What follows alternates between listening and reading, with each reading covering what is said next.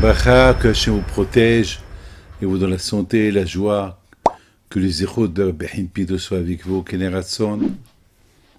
Aujourd'hui, nous allons parler comment arriver à aimer Hachem. C'est pas facile, hein, d'aimer Hachem. 3 fois dans la journée, on fait Shema Israël, ou 4 fois. On dit, il faut aimer Hachem. Et on croit qu'on l'aime. Mais est-ce qu'on l'aime? On aime quelque chose qu'on voit. On voit l'argent, on l'aime. Nos enfants, on les voit, on l'aime. On aime les vacances. On aime un beau repas. Il y a des choses qu'on aime. Mais aimer Hachem. Aimer Hachem. Aimer Hachem, on ne le voit pas. Comment arriver à aimer Hachem? C'est vrai. Tu demandes à quiconque que tu veux, est-ce que tu aimes Hachem? Il va te dire, bien sûr. Et comment? Quelle question? Il n'y a pas de question. Très bien. Mais est-ce qu'on fait tout ce qu'il nous demande de faire? Parce que si on aime Hachem, il faut qu'on fait tout ce qu'il nous dit de faire. Et est-ce qu'on fait tout? Est-ce qu'on fait tout? C'est ça le problème. Abraham, Yitzhak, Yaakov, ils ont aimé Hachem sans condition. Yitzhak, il s'est sacrifié pour Hachem.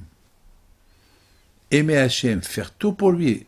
J'ai vu il y a une femme, la pauvre, que son fils, il avait des problèmes de reins, et elle était la seule à lui donner un rein. Elle était prête, et lui, le pauvre, il avait les 2 reins, il ne fonctionnait pas. Tellement qu'elle aime son fils, elle a demandé à ce que elle veut donner les 2 reins. Ils lui ont dit, mais si tu donnes 2 reins, tu meurs. Elle a dit, mon fils, il vit, c'est mon fils. Finalement, elle a donné un rein. Et grâce à Dieu, il a trouvé un autre rein. Bon, Hachem, mais elle était première à sauver sa vie. Elle était prête à donner 2. Parce que c'est son fils. Alors non, c'est vrai, on aime Hachem. Mais est-ce qu'on le sait qu'on l'aime? Est-ce qu'on fait tout pour lui? Mes amis, prenez l'exemple de Eliezer, le serviteur de Abraham Abinu. Eliezer, il aimait tellement son maître. Eliezer, son maître, il lui dit, je veux que tu vas chercher une fille pour mon fils. Il lui a dit, j'ai une fille. Ma fille, elle est bien, elle est super. Pourquoi tu veux que je vais t'apporter une fille de ta famille? J'ai ma fille. Elle a grandi avec toi. Elle a grandi chez Sarah et Meno. Elle est tzadékette. Et Abraham lui dit, non, je veux pas ta fille, je veux une fille de ma famille. Il est Eliezer, il n'a rien dit. Tellement qu'il aime son maître. Il aurait pu lui dire, mais pourquoi, quel défaut tu trouves dans ma fille? Il n'a pas posé de question. Ça y est. Mon maître, il ne veut pas de ma fille, point final. Et le contraire, vous savez ce qu'il a fait?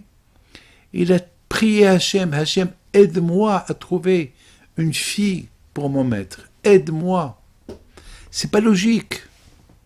C'est pas logique. Attends. Abraham, il refuse sa fille.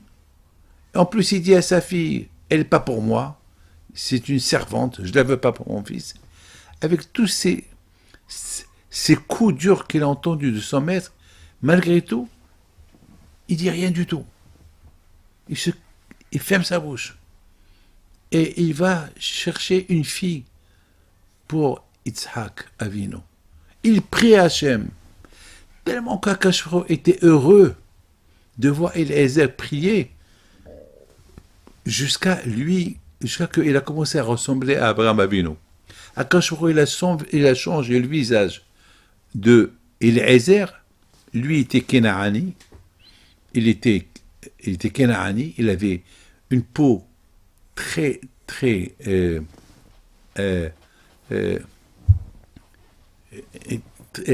était pas clair sa peau.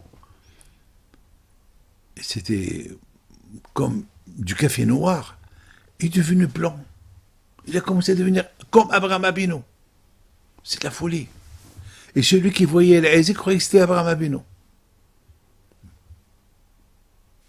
C'est de la folie.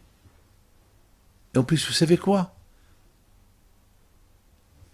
Toutes ces prières, elles ont été acceptées chez Hachem. Pourquoi? Parce qu'ils ne se posaient pas de questions. C'est ce qu'on appelle le vrai amour.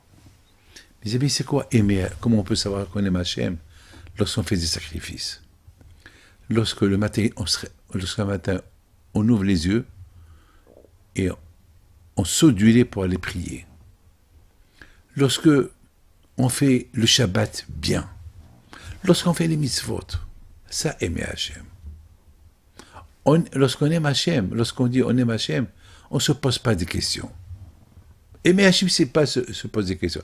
C'est vrai, beaucoup de fois on a des problèmes, et la première réaction qu'on a, mais pourquoi le bon Dieu m'a fait ça? Et pourquoi le bon Dieu m'a fait ça? Et pourquoi il m'a fait ça? Et pourquoi il m'a fait ça?